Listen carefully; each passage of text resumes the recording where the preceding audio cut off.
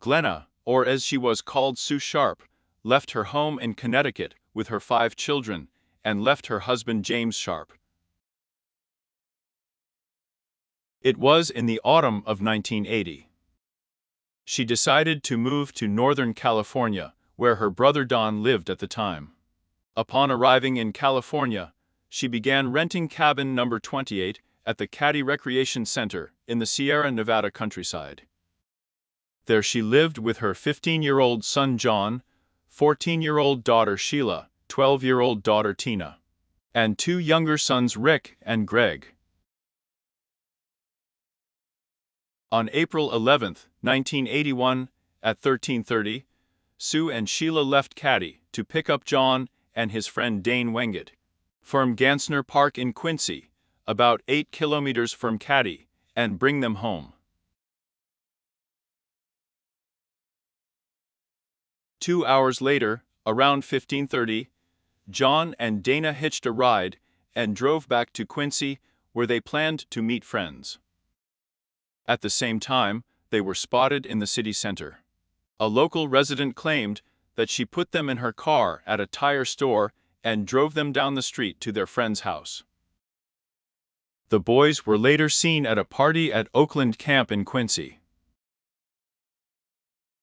That evening, Sheila had plans to spend the night at the house of the Siblets, who lived next door. Sue stayed at home with Rick, Greg, and their friend Justin and March. Sheila left the house in the evening. At a little after 8, Tina, who was watching TV at the Siblets, returned home at 21:30. At about 7 o'clock on the morning of April 12, Sheila returned home and found the bodies of Sue, John, and Dana in the living room. All 3 were bound with medical tape and wires. Tina wasn't in the house, and 3 small children, Rick, Greg, and Justin, were in the next room unharmed. The first police reports stated that the 3 boys slept all night, although later there were refutations of this. After finding the bodies, Sheila rushed back to the Seibold house, after which James Seibold pulled Rick, Greg, and Justin out of the bedroom window so that they would not see the horror in the living room. Later, he would say that he quickly ran into the house through the back door to see if anyone was left alive. There was a possibility that he might have contaminated some evidence. The murders of Sue, John, and Dana were carried out with extreme cruelty. 2 bloody knives and a hammer were found at the crime scene, as well as 1 knife. The steak knife, which was later identified as the knife used to commit the murders, was bent in half due to the great force of the blows. Blood splatters in the house indicated that the murders were committed in the living room. Sue was found lying on her side near the sofa. She was naked from the waist down. Her mouth was gagged with a blue bandana and her own underpants. This gag was tied around her head with medical tape. In addition to the stab wounds to her chest, her throat was cut, and a mark from the butt of an air rifle was found on her head. Her son John also had his throat cut. John's friend, Danny, was hit many times on the head, and plus he was strangled. All 3 victims had blunt force injuries on their heads. Later, there will be an assumption that hammers were used for this. An autopsy conducted a few days later in Sacramento County will establish that everyone died as a result of multiple stab wounds and blunt force trauma. During the interrogation of 14-year-old Sheila and the Seibold family, with whom she spent the night that night, law enforcement officers found out that no one heard any noise at the time when the crimes were probably committed. However, a couple who lived nearby reported that at 1:30 in the morning they were woken up by a sound similar to a suppressed scream. But they had no way to recognize where it was coming from, and the couple continued to sleep. When examining the Sharps' house for missing items, Sheila reported that Tina's jacket, shoes, and a shoe box containing various items were missing. There were no signs of forced entry on the doors. Although detectives found fingerprints on the handrail of the stairs leading to the back door of the house. The telephone receiver was removed, the lights were turned off everywhere, and the curtains on the windows were drawn. Law enforcement officers questioned several potential suspects, including one man who disappeared immediately after the murders, but was later found in Oregon. After a polygraph test, all suspicions were removed from him. One of the Sharps' neighbors, Marilyn Smart, the mother of Justin, who spent the night at the Sharps' house that night, later said that she found the blood-stained jacket of the missing Tina Sharp at her home and gave it to the police. Although there are no official marks about this find. The woman's husband, Martin Smart, also claimed to have found a hammer that had inexplicably disappeared from his house before. Plumas County Sheriff Duck Thomas led the investigation into the case. He later claimed that Martin Smart had provided exhaustive evidence of his innocence in the crime. In addition to Martin Smart, detectives interviewed a large number of other local residents and neighbors of the Sharps. Some, including members of the Sebolt family, confirmed that they had seen an unidentified green minibus parked at the Sharps' house around 9 in the evening. Others claimed that they noticed a brown Datsun parked at the Sharps' house that evening. During the interrogation, Justin Smart's son told detectives contradictory stories of that evening, including the fact that he dreamed about the details of the murders, although he later claimed that he had witnessed them in reality. In his last story about the events of that evening, which was held under a hypnosis session, Justin claimed to have heard unusual sounds coming from the living room. While in the bedroom watching TV with Rick and Greg Sharp. Trying to find the source of the noise, he saw Sue and two men. One of them had a mustache and long hair. The other was clean-shaven and had a short haircut. Both were wearing glasses. Then 15-year-old John Sharp and his friend 17-year-old Dana Wengett entered the house. They began to swear loudly with the men, as a result of which the verbal altercation turned into a massacre. During this confrontation, 12-year-old Tina Sharp entered the house, after which one of the men carried her out through the back door. According to Justin, the forensic artist made sketches of unknown men. In press releases accompanying the sketches, the suspects were described as men in their 20s and 30s. The height of the first of them was from 180 to 188 centimeters of dark hair. The height of the other is from 168 to 178 centimeters. Dark hair. Both were wearing gold-rimmed sunglasses. There were rumors that it was either a ritual murder or a drug murder. Later, the drug rumors were refuted by Sheriff Doug Thomas, who a week after the murders said that no accessories for drug use were found in the house, as well as traces of the drugs themselves. A woman who was familiar with the family later told detectives that Dana Wingate, a friend of John Sharp, stole LSD from local drug dealers, but she could not provide proof of her words. About 4,000 hours were spent on the investigation of the case. In December 1983, detectives began to link this case with the activities of serial killers Henry Lucas and Otis Toole.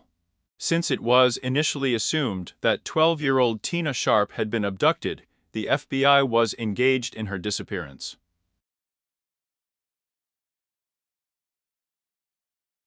On April 29, 1981, it was reported that the FBI was ceasing to deal with this case, since a lot of work had been done by the Ministry of Justice, so there was no need for the FBI to be present. A thorough search was conducted within a radius of 8 kilometers from the crime scene, with the help of police search dogs, but all these efforts did not bring results. On April 22, 1984, 3 years and 11 days after the murders and the disappearance of Tina Sharp, A bottle collector found part of a human skull and lower jaw in the vicinity of Camp Athen, near Feather Falls, in Butte County. It's about 160 kilometers from Keddie. Immediately after the discovery was announced, the Butte County Sheriff's Department received an anonymous phone call. The caller said that the remains found belonged to Sharp. However, there is no mention of this call in the case file. In June 1984, the medical examiner confirmed that the remains belonged to Tiny Sharp. A baby blanket, a blue nylon jacket, a pair of Levi Strauss jeans with a torn back pocket, and a spool of surgical tape were also found next to the remains. In 1996, Robert Joseph Silveria Jr., also known as the Freight Car Killer, who is currently serving a double life sentence for other crimes, was considered a potential suspect.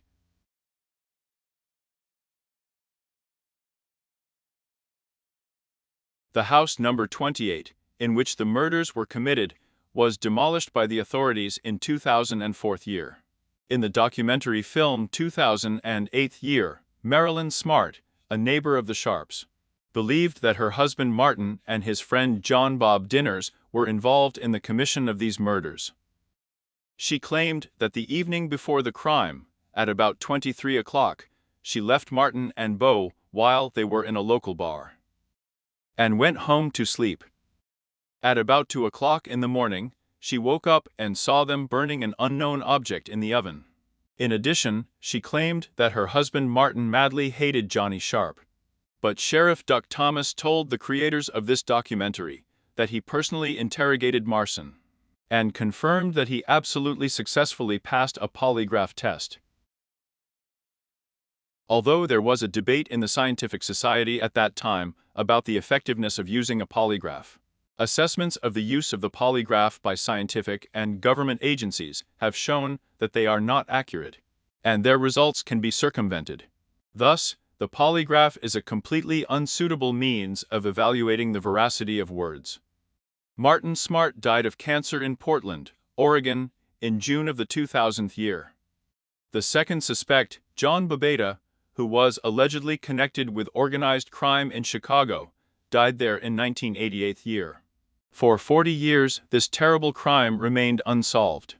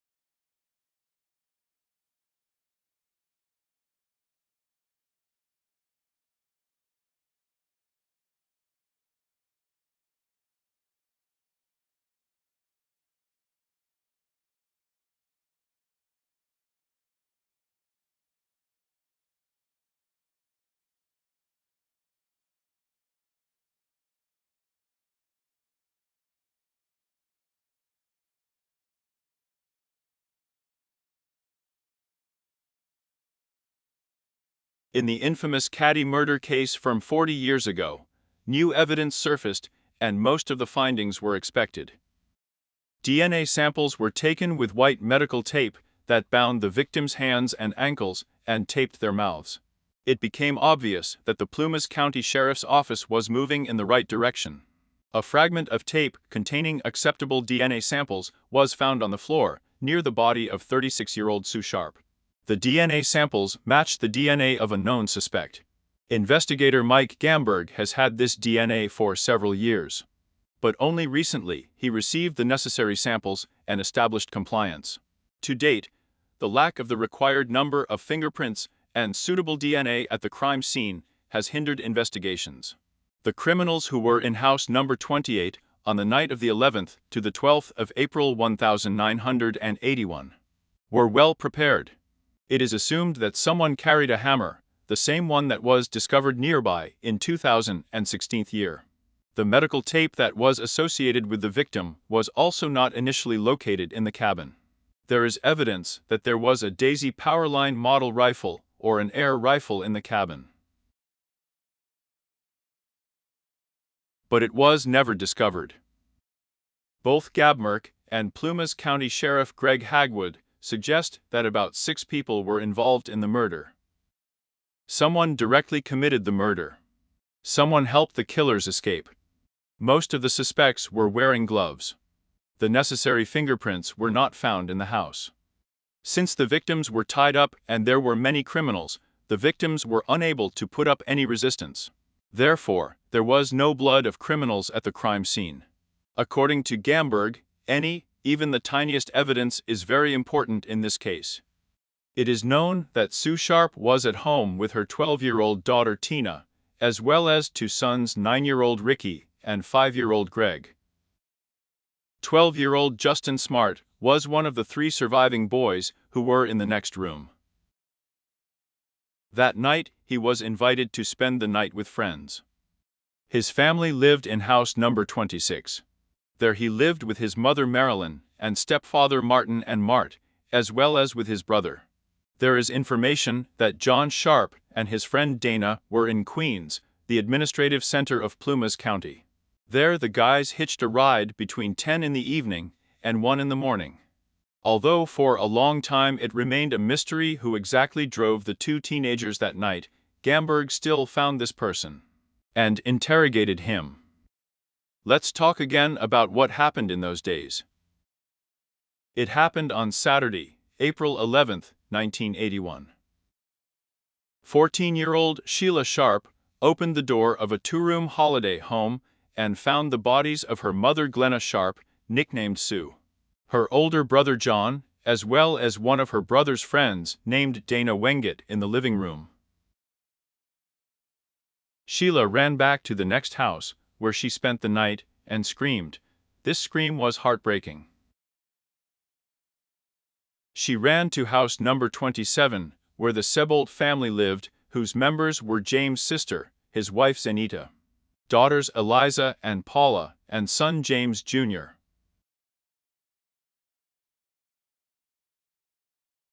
At 8:05 on Sunday, April 12. The sheriff's dispatcher took a call from January Albin, co-owner of the Keddie Recreation Center. She reported a possible murder in house number 28. They didn't call Sebolt themselves, because there was no phone in their house. Someone from this house ran to January and reported the crime. At the moment when the crime was reported, Jamie Seibolt, Sheila Sharp, and most likely Zenita Seibolt helped 3 boys get out of the house through the side window of the bedroom. Why through the window? So that the children would not see the horrific picture that was happening in the living room.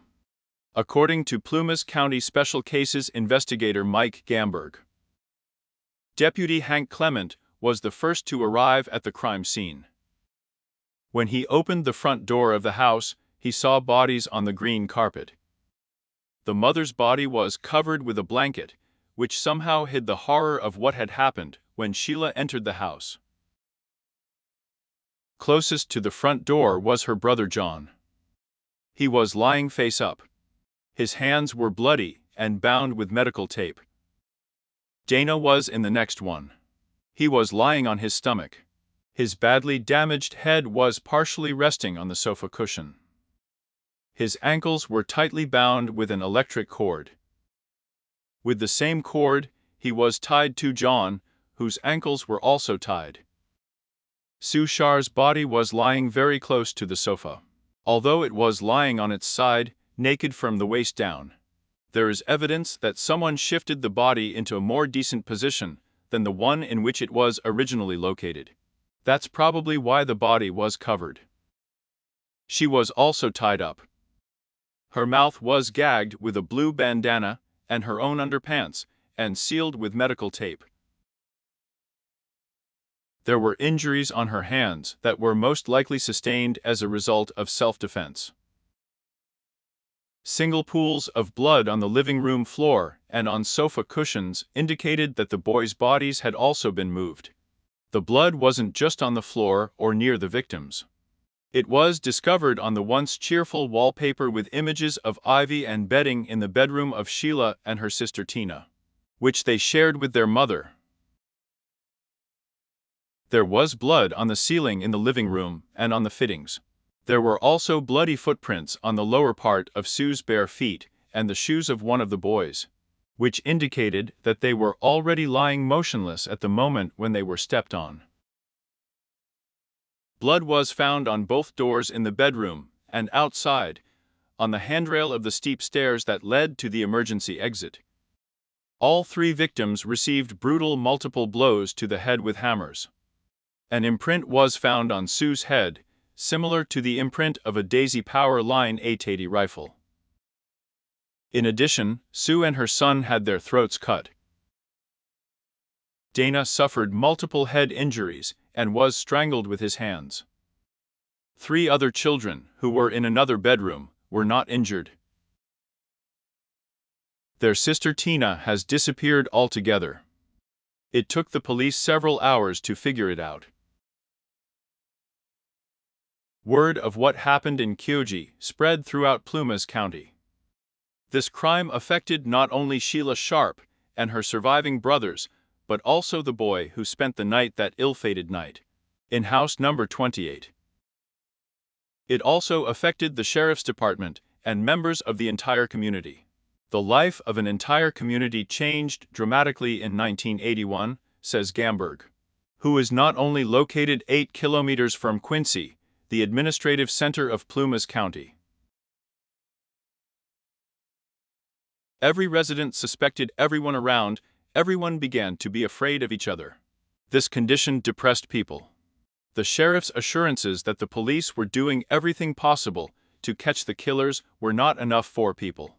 Although Gamberg was the sheriff, he said that his younger sons began to close the front doors at night. Until April 11, 1981, they did not see the need for this. The locals did not particularly trust the sheriffs before the murder, and after the crime, their trust in them became even less. In recent interviews, both Gamberg and Plumas County Sheriff Greg Hagwood say that sheriff's departments and the California Department of Justice in 1981. The traces have not been checked to the end. The evidence has been fully examined. Some of them were completely ignored. According to Gamberg, it was possible to take a graduate of the police academy who had just passed the exams, and then he would have done this job much better than those people who were engaged in this case. Nevertheless, he understands that some people who had experience of such work were simply not granted access to this case. There is a reasonable question why. The FBI was involved in the case because it was assumed that Tina Sharp had been abducted. Immediately after the crime, then Sheriff Duck Thomas contacted the Sacramento Department of Justice. 2 people were sent from their special agents Gary Bradley and Krim from the Organized Crime Department. This raises another question. Why do they send agents from the Organized Crime Department to the murder scene, and not agents from the ordinary Homicide Investigation Department? The only logical decision of the Ministry of Justice was that they decided to consider the biography of one of the suspects. John Babide, nicknamed Bo, has been Martin's friend since March. He was known for his ties to organized crime in Chicago. According to the site administrator, Keddie is 28 under the nickname Dimmick. Victory had at least 2 aliases, Bobby Lake and John DeSantis. He also shared some important information with the Plumas County Sheriff's Department. Although Dimmick and Gamberg had different versions of what really happened in house number 28. Gamberg expressed great respect for Dimek's work. For some reason, the Ministry of Justice became interested in Babbitt. Along with agents Rome and Bradley, the Ministry of Justice has also sent experts in the field of fingerprint examination to investigate this case. Spiravasis and evidence expert Bruce Palmer, although a large number of potential clues were found and described at the crime scene, all of them did not give at least an approximate picture of the crime.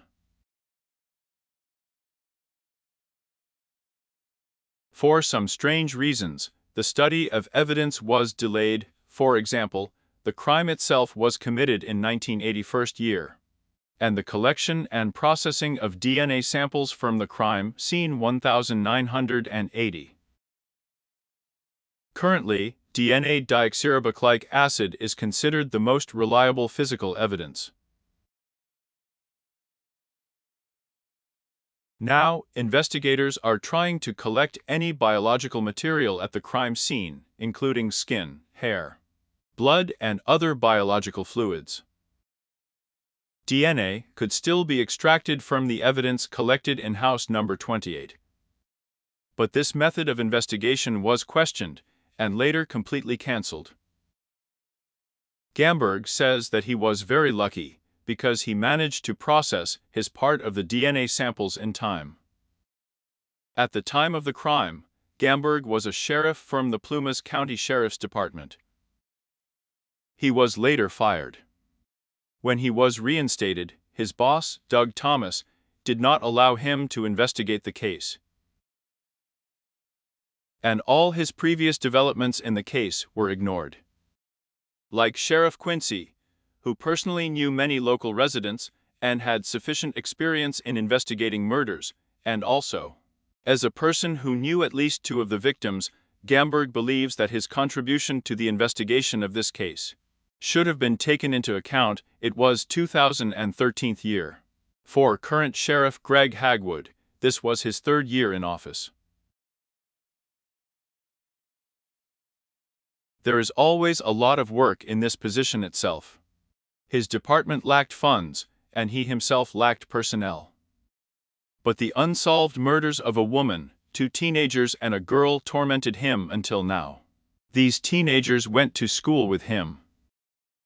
Hagwood knew them personally.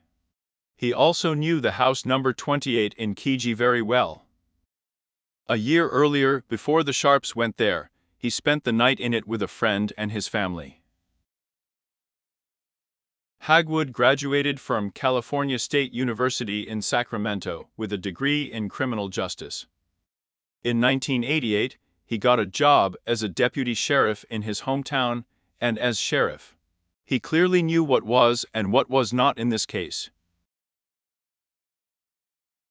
Although this case is still open, it is not given due attention. The Keddie murders, as they were covered in the media, became one of the most notorious crimes in Plumas County. All this, as well as personal acquaintance with the victims of this terrible crime, prompted Hagwood to resume the investigation. It remains only to find the resources and time to solve this case. Therefore, the investigation of the case continues today. And it resumed a couple of years ago. That's when Hagwood asked Gamberg, who was a private investigator at the time, "Does Gamberg want to lead this investigation?" Gamberg was also personally acquainted with those 2 murdered guys from the cabin. He was their martial arts coach. Dana Wingate was visiting him just the day before his murder. Gamberg had his own unshakable version of what happened in cabin number 28 40 years ago. He accepted the job and began to study the evidence that has survived to this day. Gamberg begins his investigation by examining the evidence found in the room at the crime scene. Box by box, folder by folder. All the evidence is in a mess.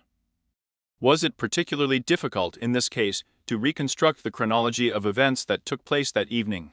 Who did what and, most importantly, at what time? All this information is gone. Gamberg said that he has guesses about where all the evidence has disappeared, but these are just guesses. He also said that a large number of physical evidence from house number 28 were stored in a warehouse. Among them were a carpet from the living room, a wall panel, and other items that had blood and possible traces on them. The problem was that it was all in a mess. Some of the physical evidence in the warehouse was simply contaminated. Some of them were placed in the freezer in order to preserve them. However, this camera was turned off. This case was so complicated that the hair stood on end. The question was no longer how much was unclear in the case, but how much was clarified. He compared the evidence available in 1981 with buckshot.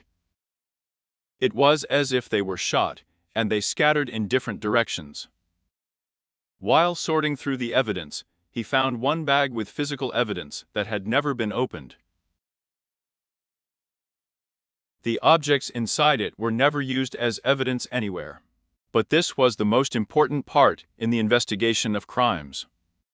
Gamberg found another very important piece of evidence. It was in an envelope, which was also never opened. The envelope contained a recording of an anonymous call to a Butte County dispatcher. The call came from a certain person. After an anonymous person found a skull and several bones, 130 kilometers down the Feather River Canyon, in a place known as Camp Aden, about 8 kilometers from Falls Falls. It happened 3 years after Tina disappeared. The remains were found by a man who shot bottles in these places.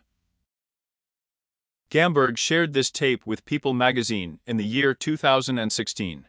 After this crime was covered into magazines and in a channel documentary.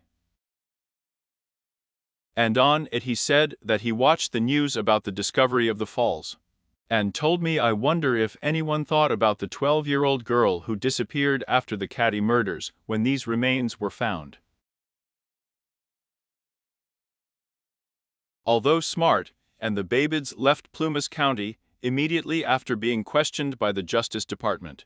It is known that Smart allegedly lived in Paradise at the time of that phone call. This information was provided by Dick. The city of Paradise is located in Butte County. Gamberg has professionals who analyze the tape, comparing the recorded voice with the voices of potential or known suspects. As with other evidence, the process of scientific evaluation is very slow. In addition, a crime committed so long ago does not have as high a priority as recent crimes. Gamberg believes that this recording was deliberately ignored by the county sheriff's department. I'm not a conspiracy theorist, but there are facts and circumstances that I can no longer ignore, he said in an interview with People magazine. Although at the moment, the two main suspects, Smart and Victory, are already dead. They were alive at the time of the discovery of Tina Sharp's body. Victory died in 1988. At the time of the murders, he was already over 50. Martin died in 2006 year. In the 80s, it was the third decade. Since 2003, Gamberg has been following the trail of evidence that investigators found 40 years earlier. He's no stranger to murder. From 1974 to his retirement in 1994. He's worked on every murder case in the county. Everyone except one, to the investigation of which he was simply not allowed. A little more than 3 years have passed since the case was reopened. Gamberg has already informed the media about the newly discovered evidence, namely, about the hammer that Smart lost during the murders and a hunting knife. All of this was found in the Keddie. And here he is again saying that there are still people alive who can at least know something about this case. Neither Hagwood nor Gamberg want to divulge much details about who they are watching. But the evidence already obtained gives them strong grounds for suspicion. There are people who absolutely know more than they have told, and I believe that we will identify these people. We know who they are, and we know where they are. I'm more than sure that they were either present at the crime scene or know something firsthand. The case is clearly worth it. There is no statute of limitations on murders, and since we have surviving brothers and sisters, as well as other members of their family, we have an obligation to find out who committed it and why. He told me in 2016 year.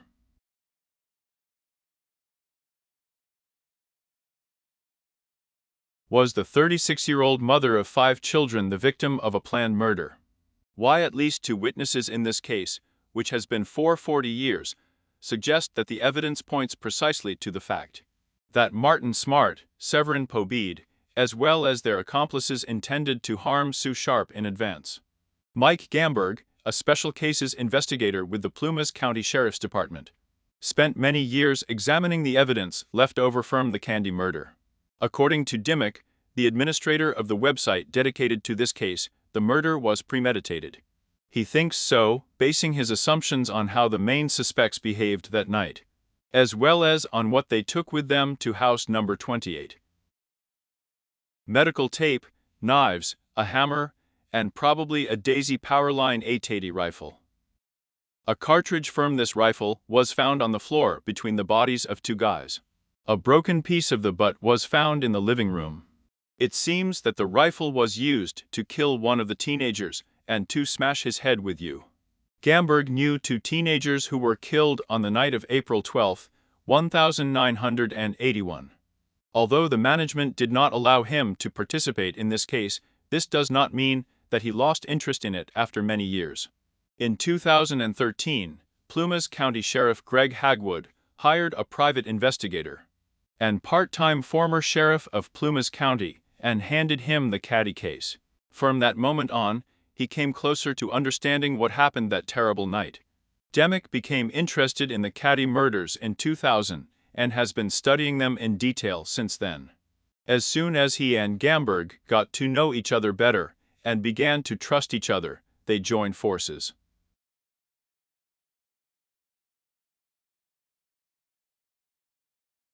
Sue Sharp left her husband James Sharp in 1980. He was a military man, she was a housewife. She and her 5 children left North Carolina and went straight to Quincy because her brother named Don Davis lived there. Initially, she rented a small mobile home in the Claremont Trailer Park. James Sharp reportedly visited his family in 1980 and was never seen again. It was November, and Sue Sharp and her family moved into a bigger house in Keddie. Although there were 2 rooms in house number 28, 15-year-old John Sharp was housed in a separate room that could only be entered from the street. It was not customary to lock the doors, so John had access to the upper floor and to the bathroom. The 2 younger boys occupied a separate room, and the other room was shared by Sue, as well as her daughters, Sheila and Tina. Neither Sue nor her children received any financial assistance from James Sharp. In addition to a small income of $250 from the US Navy, food stamps, and a part-time job at the Quincy LX Lodge restaurant, Sue joined the California Education Training Program for participation in this program. She received a small scholarship as part of this educational program. Sue studied typing at River College. Marilyn and Martin and Marta studied in the same specialty. Martha and I have been together since 1979 year in houses that were located quite close to each other. 2 families lived. Keddie is a small settlement between a tributary of the Feather River called Sponge Creek and the railroad. If you look at the Keddie in 1981 from a bird's-eye view, it turns out that house number 28 was located approximately in the center of the settlement, not far from the local hotel. The next house, number 27, was occupied by the Siblett family. These 2 houses were located on Keddie Station Lupervad Street. At the intersection with Penny Oaks Lane, next to these 2 houses, there is a house number 26, where they lived with Martha. Marilyn's two sons, and Martin's buddy Joe Babeda. Although house number 27 and 28 were demolished in the early 2000s, house number 26 still stands intact. In 1981, there was a hotel on the Keddie's territory, as well as a bar, a supermarket restaurant, a post office, and a boarding house where some students from Feather River College lived. Railroad workers rented cabins or owned their own houses in this once very popular resort. Smart temporarily lived in Portland, after which he met Marilyn, and they began living in her aunt's house in Bernie, California. Marilyn's Aunt Joan Andrews told members of the Plumas County Sheriff's Department that Marilyn had been telling her about the alleged incident involving Martin since March. This incident, according to Dimmock, occurred in Phoenix. Martin started arguing with his father, and later decided to make a bomb to blow up his father's house. My aunt told me that when Smart lived in their house, he allegedly practiced throwing an axe and kept an axe in his house. In addition, he made attempts to buy weapons. He also spent a lot of time reading the Bible. Marilyn reported that her husband once tried to run over her and one of her sons. And in 1980, he showed her a knife and threatened to stab her. Despite this, she still stayed with him. Smart moved to Keddie in 1980 and got a job as a chef in a hotel restaurant. That's when he and Marilyn moved into house number 26. Shortly before the murders, Smart lost his job. Gamberg said that Smart made a living selling drugs and producing hashish.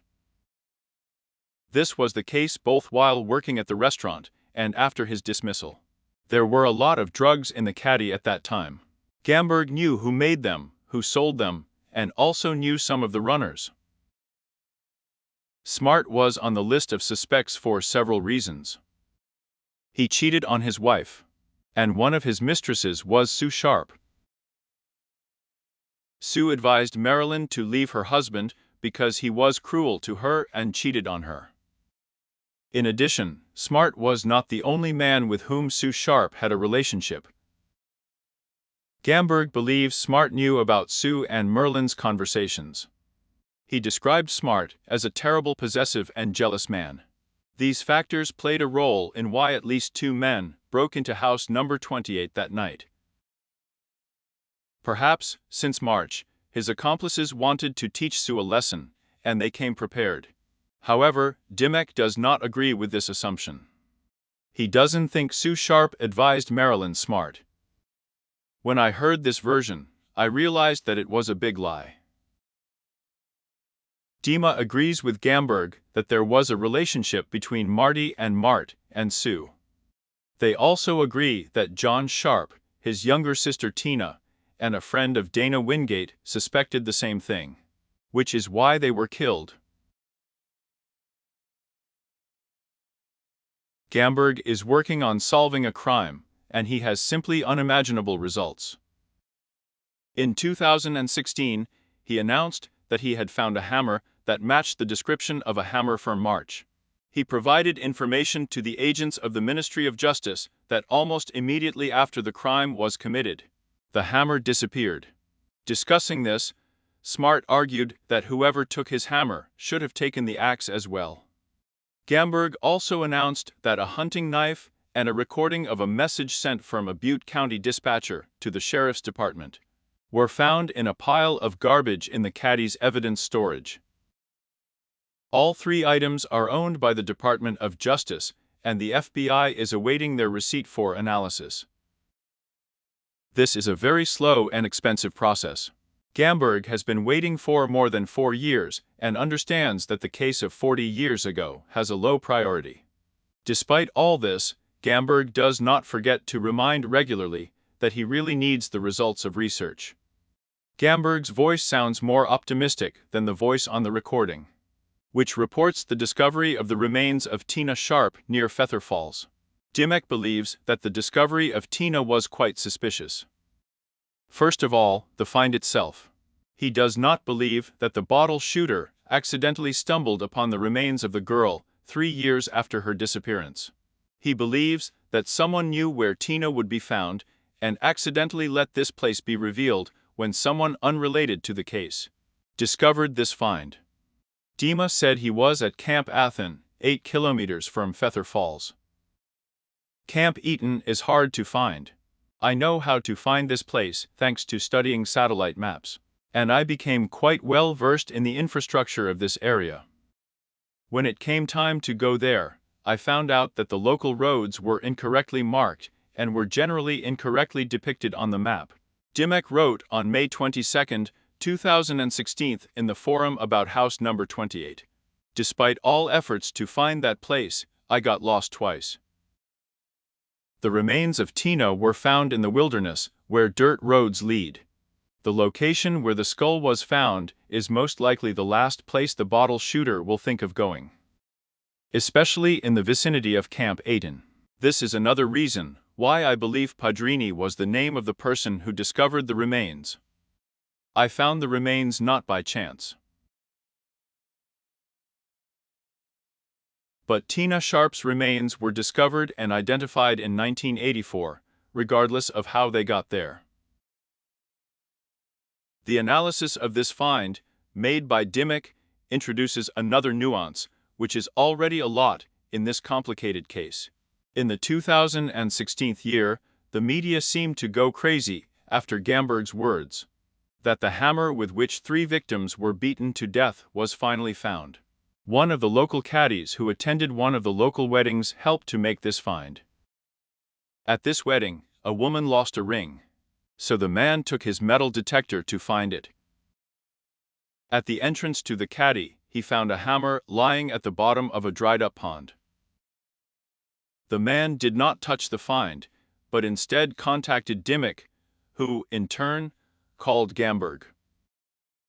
Gamberg and another man went to the pond, but by that time the pond had already filled with water. But despite this, the men still managed to find a hammer.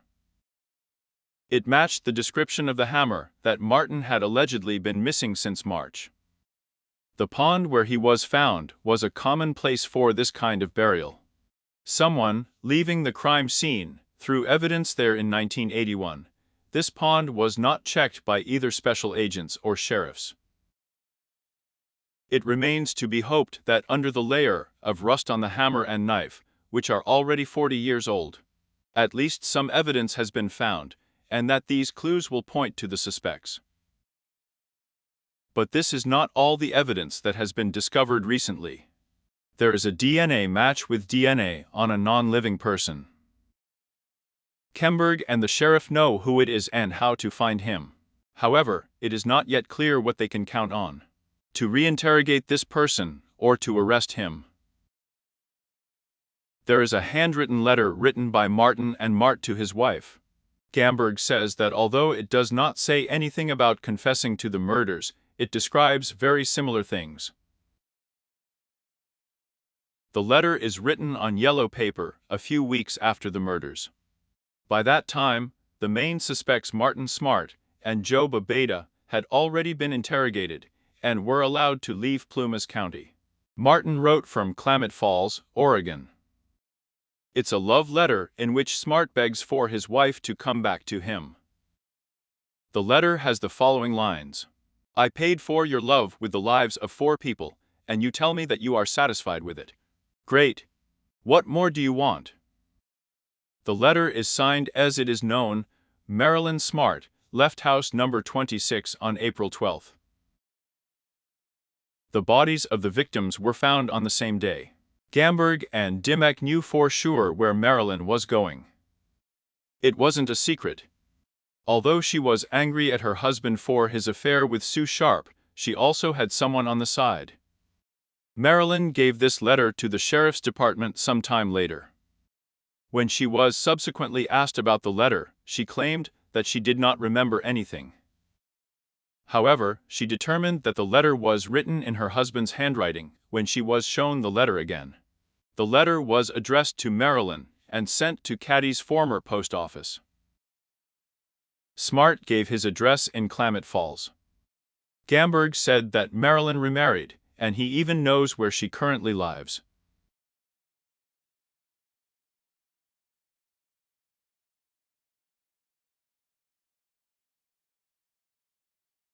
Why do two men in suits and sunglasses show up at a Keddie's bar called the Emergency Exit on the night of April 11, 1981? Maybe they want to attract attention and establish an alibi. Most would agree that this bar is not the place to come in a suit, especially if you live in Keddie. And especially if you are unemployed. That night, no one paid attention to what Marilyn Smart was wearing when she accompanied her husband Martin and his friend Severin, nicknamed Poe. They left the bar a few hours after January Albin, the co-owner, changed the style of music playing from country to rock. They didn't like rock. They got angry. Their attempt to attract attention can be determined by one more thing. Smart said he called the bartender to leave a complaint. He used the phone in his cabin. And then, to get back to normal, Martin and the boss went back to the bar for a last drink. Martin told this story to two agents from the California Department of Justice. Merlin went to bed when her friends came home for the first time. Marty and Bo left the bar shortly before it closed, at about 2 in the morning. However, Mike Gamberg and D. Meg believe that something more happened that night, and the main events unfolded in house number 28. Gamberg took on a special assignment to solve the case of 40 years ago, when 4 people were killed with special cruelty. The Keddie murder is the unsolved murder of a mother of her 2 children and a friend of her son. From the day it happened on April 11, 1981, Gamberg felt exhausted. This feeling haunts him now. Because, although many clues have been found, law enforcement officers do not show much interest in them and simply ignore them. Gamberg questioned everyone who could be connected with this case. I interrogated some of them again. He continues to study the files and photos from the crime scene. He uses the skills acquired in the service of law enforcement. These skills include investigating murders. Diak, in turn, rummages through the papers. He looked through all the birth and death certificates of the suspects. I found their tracks, studied the records of veterans, and combed the newspapers, following the people and their activities. He has spread his tentacles all over the internet and created a website where he has a constant audience of readers and several reliable assistants. They have a mission to solve the murder case in Keddie. One of them is a professional, and the other is a very interested citizen with the talent of an investigator and computer skills. Dima admits that he longs for justice to finally prevail. Gamberg wants to help those people affected by this tragedy. And it would seem they could have already left this case because the 2 main suspects have long been dead. However, Gamberg and Diak believe that other people are involved in this case. Plumas County Sheriff Greg Hagwood is optimistic that the people involved in this case will voluntarily come forward with statements. Otherwise, the evidence they receive will lead to their arrests. Martin's guilt has been confirmed since March by other much more serious evidence. Even though he is currently dead, the evidence provides a clear picture of what happened that night inside cabin number 28, as well as how and why he and Joe Dinners were involved in the murder of 4 people. A few years ago, Gamberg reported that a lawyer who wished to remain incognito from the U.S. Department of Veterans Affairs came forward with information concerning Martin Smart. He said that Smart made a confession when he was his client. This happened during his 7th meeting with Smart, just a few weeks after the events in Keddie. Smart allegedly wanted to clear his conscience and confessed to the murder of Sue and her daughter Tina Sharp. I killed a woman and her daughter, but I didn't touch the guys, the lawyer recalled in May of 1981. Smart believed that according to the law, what he would tell his lawyer would remain strictly confidential information. However, the law excludes cases when it comes to confessing to murder.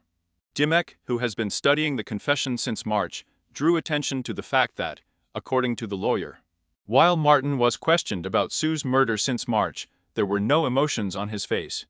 However, everything changed when he mentioned Tina. After asking why Tina didn't run away, Marty replied that he knocked her out. Dima believes that by that time Tina was already dead. But other details of this conversation are unknown to us. When asked about the motive, Smart shared that Sue was guilty of Marilyn, his wife, demanding a divorce. The couple's relationship was already tense, and, as many believe, these very relationships were doomed to failure. The lawyer said that he advised Marty to surrender, but he only laughed at this advice. To the question of how, since March, it was possible to pass a polygraph test, which was carried out immediately after the crime, he replied, "I deceived him, such things are easy to outwit. I lied and was allowed to leave." During the first meetings with the lawyer, Smart was so angry that he could not conduct a decent dialogue. Although the lawyer no longer remembered the name of the woman Smart was angry with, Gamberg assumed that this woman was Sue Sharp. The lawyer told Gamberg that he then reported all the information to the authorities, and was surprised that this information did not lead to Martin's arrest. The lawyer called the Department of Justice and asked to invite Special Agents Bradley and Cream, who were dealing with the case in Keddie, to the phone. He told them about the conversation with Smart, and they wanted to meet him. The agents did meet with the lawyer, but later called his information nothing more than just rumors. And now evidence is surfacing again that the truth about the Keddie murders is being carefully hidden from us. Joe Obeda was probably a person who was interesting to the Justice Department, so they shielded him. More than likely, it was all part of a big conspiracy. Dimmock points to the involvement of two allegedly corrupt special agents of the Ministry of Justice, and their potential participation in major drug smuggling operations that were carried out with the support of the CIA in the early 80s. In addition, Smart told the lawyer that he and Sheriff Duck Thomas were friends. Thomas had lived in house number 28 before the Sharps moved in. Martin said that Thomas allowed him to live in his cabin when there were problems in the relationship with Martha and Marilyn. Thomas himself was also questioned as to whether he had known Martin since March. Thomas said that he and Marty were great buddies, and Marty spent many hours on patrol with him. He also said that Martin and Marilyn came to him to ask for advice about the wedding. However, he decided that he was not the kind of person who could give valuable advice, since Thomas himself has recently been divorced. The night and early morning hours of the murders became the objects of intensive investigation. There are rumors that two men managed to change out of their suits into denim clothes before going into cabin number 28 and attacking Sue Sharp and her family. One of the locals who was in the bar that night said, being under hypnosis, that he saw two men in denim clothes. According to his version, they stunned Sue, changed back into their suits, and returned to the bar. Before closing, they went back to house number 28 and continued to commit their crime. However, Gamberg suggests that the two men stunned Sue and returned to the bar in the same costumes. He doesn't think they spent time dressing up. He also doesn't think the criminals were wearing jeans that night. Another person reported seeing Smart burning clothes in a wood-burning stove the next morning. There was no evidence that the blood-stained clothing that the two men were wearing at the time of the crimes was ever found, Gamberg stressed. Blood-stained clothes, socks, and teenage women's shoes were found by investigators in the living room of house number 28. However, these things rather belonged to the guests of this house, and not to potential criminals. In addition to the discrepancy in the testimony regarding the clothes that the criminals were wearing, there is a discrepancy in the questions about time. Marilyn Smart told special agents that she left the bar at almost 2 in the morning. However, there are witnesses who saw Canna, being in the company of John and Dana, left them between 22 and 23 o'clock in the evening, when they were at the house number 28. According to Gamberg, the guys went to the front door, and not to the one that led to John's bedroom. There was no light outside, but the female driver who gave them a lift saw the light inside the house. She said it looked very creepy. She also said that she was scared and felt uneasy. She left immediately. I believe they entered through the front door. The weak light most likely came from the bathroom, or Sue was watching TV without a light. I think when the killers came, John and Dana were on the ground floor, and Sue fell asleep on a small bed in the girls' bedroom. Dimmick explained. John's bedroom was accessible only from the outside. Probably, the guys heard a noise, maybe a scream. Then we ran up the steep stairs to see what was going on. For some reason, this room on the ground floor has never been checked by law enforcement. If that room had been searched, they could have found evidence that the teenagers were there before the victims were killed. Dane was diabetic, and that's probably where he left his insulin. Anyway, 2 teenagers saw a real horror in front of them. Apparently John rushed to protect his mother, who brutally beat Smart Babed. And perhaps someone else. According to the evidence, John was immediately attacked. Dana tried to leave the room, but received a brutal blow to the head from behind with a hammer or a rifle butt. Gamberg believes that the torture, especially the torture of Sue Sharp, lasted for a very long time. This was not a spontaneous decision, but a pre-planned operation. The killers spent a lot of time in house number 28. Dimmick thinks that the blood found on Sue's legs and several bloody footprints in the living room indicates that someone picked Sue up and led her around the room so that she could see the bodies of her murdered children with her own eyes. Smart knew what time in the morning the railway crews took over the shift, and he made sure that by 4 o'clock in the morning all the murderers were already far from house number 28. With March and Victory, went home to house number 26 and went to bed. Martin Smart himself told special agents that until 10 o'clock in the morning he did not leave his house at all. During one of the hypnosis sessions, Justin Smart, Marilyn's son, described a dream in which he was in a boat, and told what happened to the passengers of this boat. Justin was a 12-year-old boy, who that ill-fated night was in the house with his younger son Sue Sharp.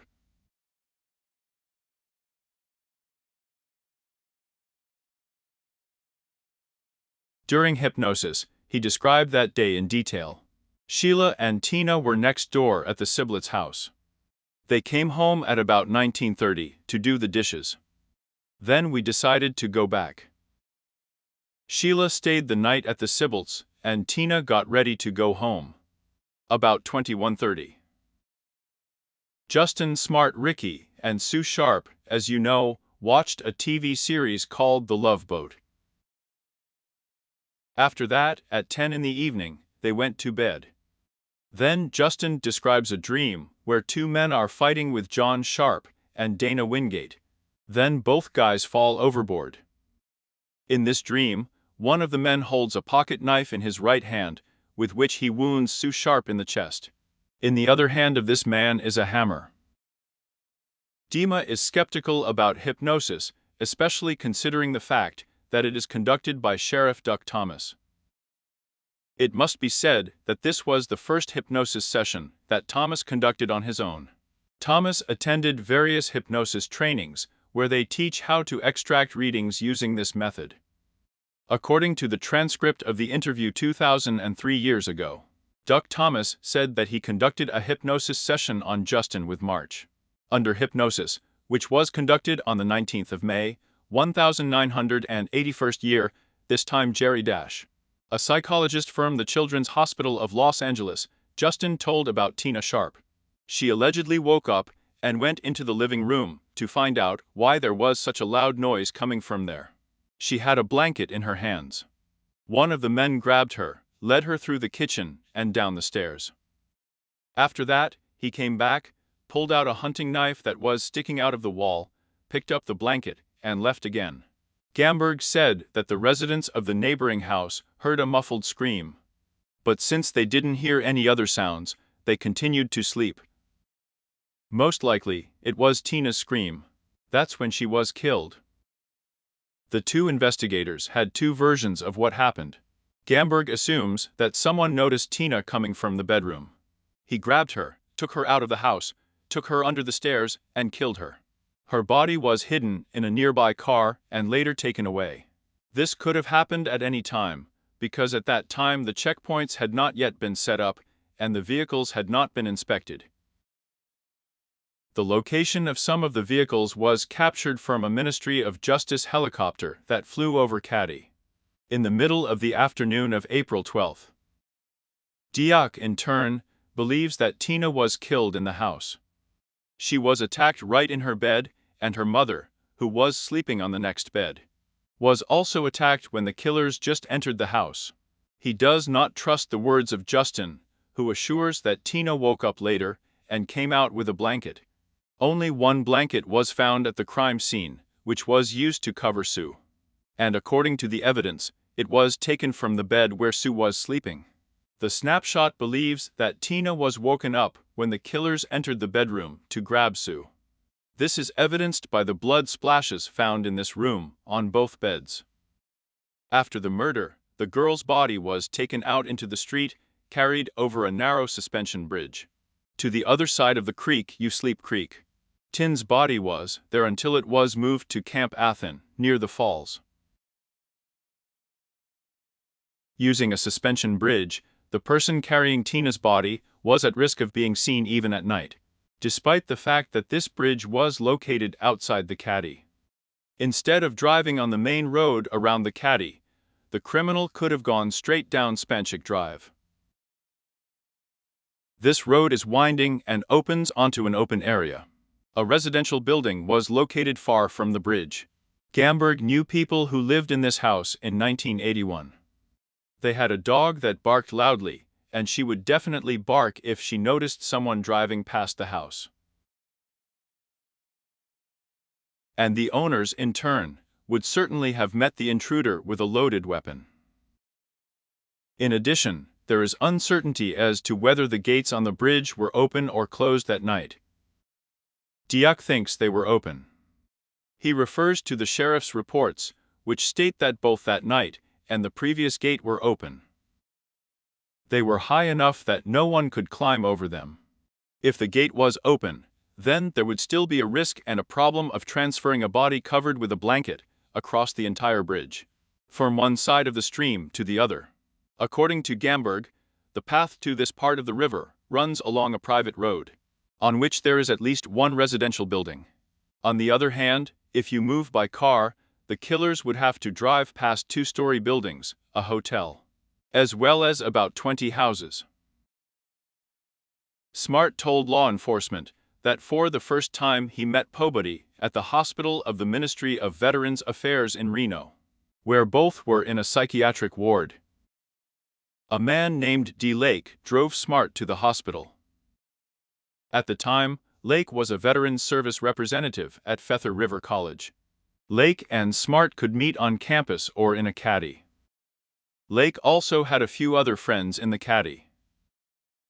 During the third therapy session, Martin Smart told his lawyer that he was suffering from so-called post-traumatic stress disorder. This is a severe mental condition that occurs as a result of a single or repeated traumatic situations. Its other names are Vietnam Syndrome, Afghan Syndrome, and so on. Smart started talking about this syndrome just when it was just beginning to come into use. However, Gamberg is sure that Smart had no reason to have. Lake probably could have offered Smart to pretend to be sick in order to get the help of the Veterans Society and other possible benefits. Smart served in the U.S. Army and was in Vietnam. But he was a cook at a military base near Saigon, a city in Vietnam, one of the safest places during the war. The lawyer has been asking since March if he saw the launch or explosions of rockets. Mortar fire. Had he fired a rifle at all, or had he heard gunshots? To which Smart replied no. But, according to him, he was very worried about the fact that this could happen. When he was pushed to talk about this topic, he admitted that he did not feel a sense of fear and, in general, that his service in the Army was easy. Joe Obeda served in the Air Force, but there are some inconsistencies here. Victory himself claimed that he was a peacemaker, but this turned out to be untrue. In one case, Victory recounted that he had to resign from the Cook County Sheriff's Department because he was shot in the groin during a robbery. It turned out to be true. He was indeed involved in a robbery, during which, however, his uncle was wounded in the groin by police return fire. Everything else is not true. Taking into account some of the well-known aliases and various birthdays during the commission of some illegal acts, he was only 9 years old. What is known for sure is that Victory served time in Chicago's Stateville prison for armed robbery. In addition, he also served time in prison in California. The father of Victory is considered to be a man named Jimmy Reaney. He was an active member of an organized criminal group in Chicago.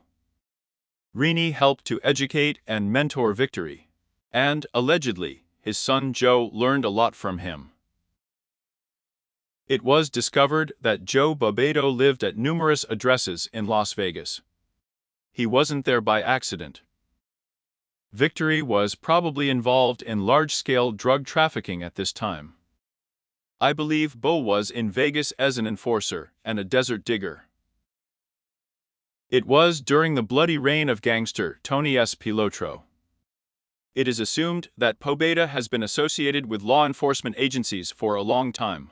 That is, they turned a blind eye to his dark deeds in response to the services he rendered them. It may sound crazy, but Dimmock has done an excellent job of finding out Babe's connections with organized crime. He also discovered many connections with Chicago gangsters in various parts of the United States. In the 2013 year, Dimmock wrote about the activity of Victory. We have that Bo had connections with Heyman Liner in the 50s. At the time when Heyman Liner was a gangster, with whom the CIA conducted deals on the drug weapons. During the Bush and Reagan presidencies. If the CIA and Liner's coke was supplied to Plumas and through Loomis, then the case was in full swing.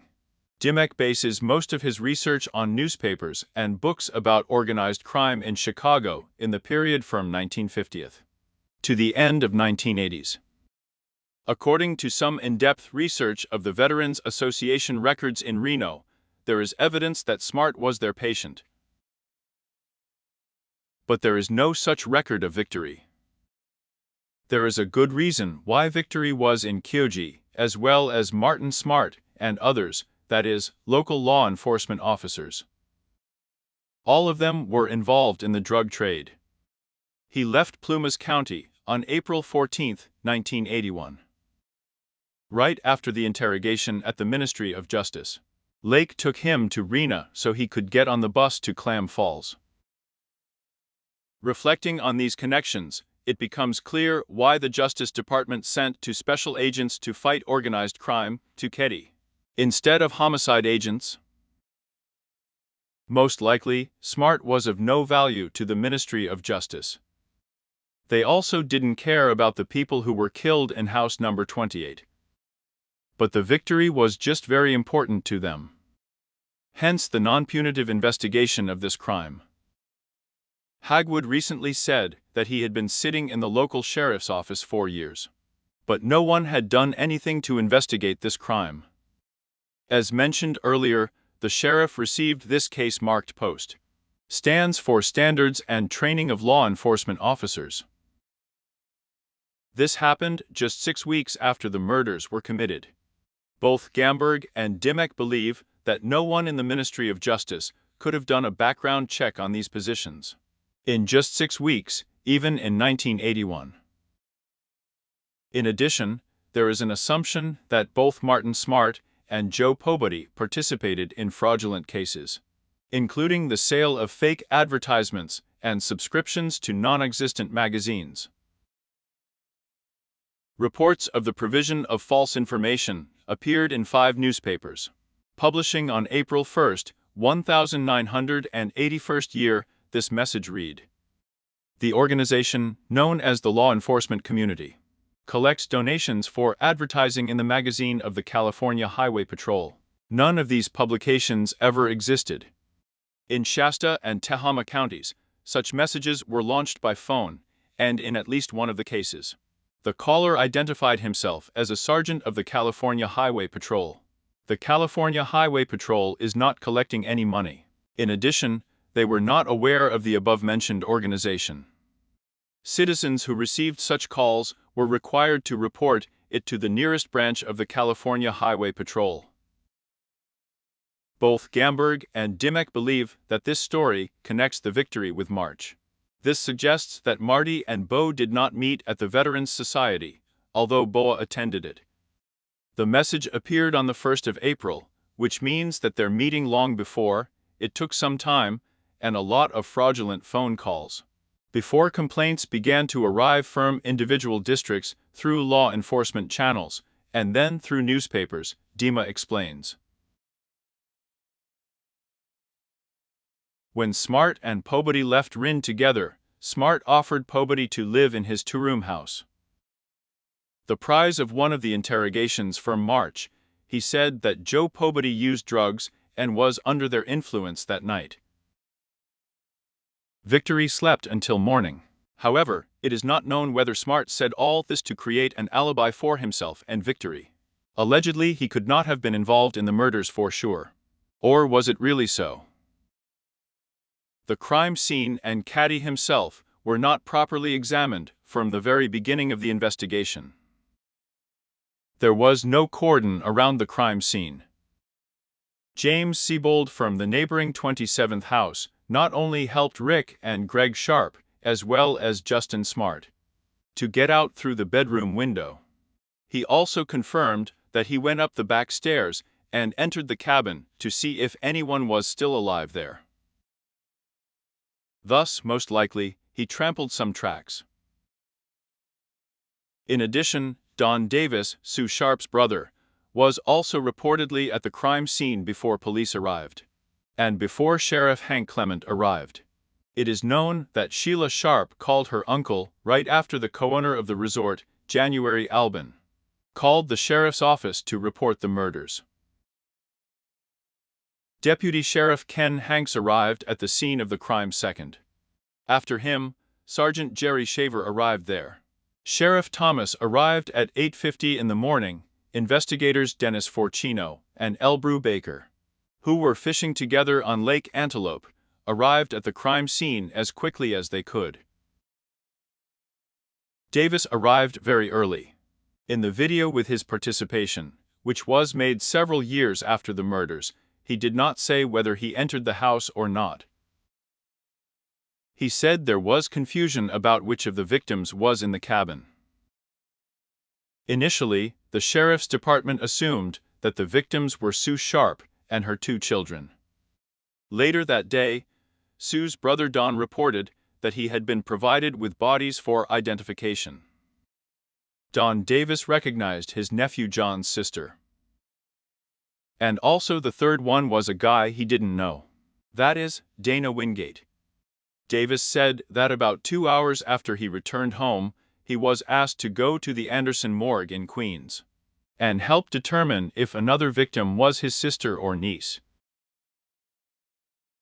He said he thought it was his sister. When Gamberg was asked to confirm Davis' remark, he said that the bodies were taken directly to the coroner in Sacramento. Gamberg said that in his files he finds no mention of the fact that the bodies were originally delivered to Quincy. What really alarmed the administrator of the site, Keddie 28, under the nickname is how so quickly the special agents of the Ministry of Justice got into a helicopter that flew over the crime scene on April 12. Given the logistics of getting them a call in Sacramento, the allocation of a helicopter, and the flight time, Dimmock claims that Sheriff Thomas should have contacted them immediately after he learned about the murders. In other words, he did not contact the organized crime agents of the Ministry of Justice. Doug Thomas must have made the decision himself to immediately inspect the crime scene from the air. But how could the sheriff know that this crime deserves the attention of organized crime agents? Unless he knew right away that Joe Lunch was involved.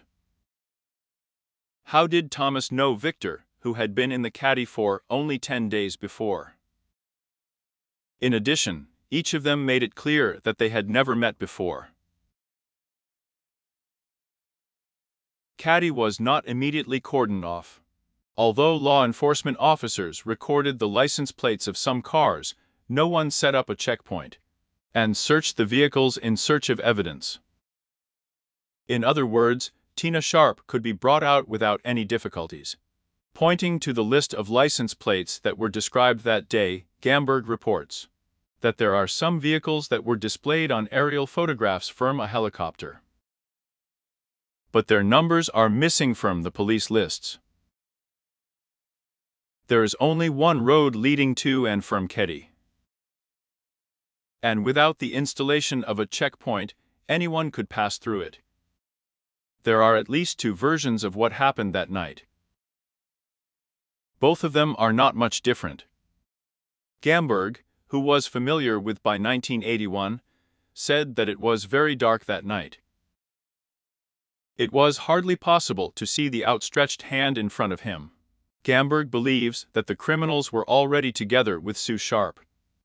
John and his friend Dana suddenly arrived and tried to help the woman. It was a brutal massacre, but it took some time. It didn't end quickly at all. He thinks Sue was the last one killed. She was forced to watch her own children being killed. Most likely, she also saw the murder of her daughter Tina.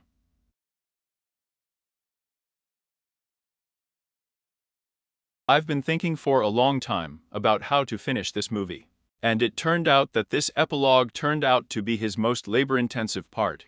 In this case, the interests of several groups of people are intertwined: the mafia, law enforcement agencies, and ordinary citizens. As often happens, the most ordinary people suffered, a woman and children. And the culprits were not found simply because they didn't want to. Simply because it was unprofitable for someone. The case was hushed up, the criminals were allowed to leave. But there is one but. The victims still have relatives, close people, who are not ready to accept this state of affairs. There are still outsiders, but not indifferent people at all, who put justice first in this life, and not someone's selfish interests. They live by the idea that justice must prevail. And people driven by an idea are much more purposeful than people driven by money. What is the most tenacious parasite? A bacterium, a virus, an intestinal worm. An idea. It is tenacious and extremely contagious. It is worth the idea to take over the brain, and get rid of it is almost impossible. Sheila Sharp, Greg Hagwood, Mike Gamberg, Dimmock are infected with this parasite. And I hope that nothing can stop them on the way to solving this case. Surviving children of Sue Sharp, Shiloh, Rick, and Greg. After the tragedy, their aunt took them to her. However, later they all ended up in foster homes. After all, my aunt had her own children. And she wouldn't be able to feed everyone on her own. In the 80s and 90s, Sheila Sharp gave several interviews on television. But she admitted that she did not talk about the incident with her brothers Rick and Greg, so as not to simply traumatize them.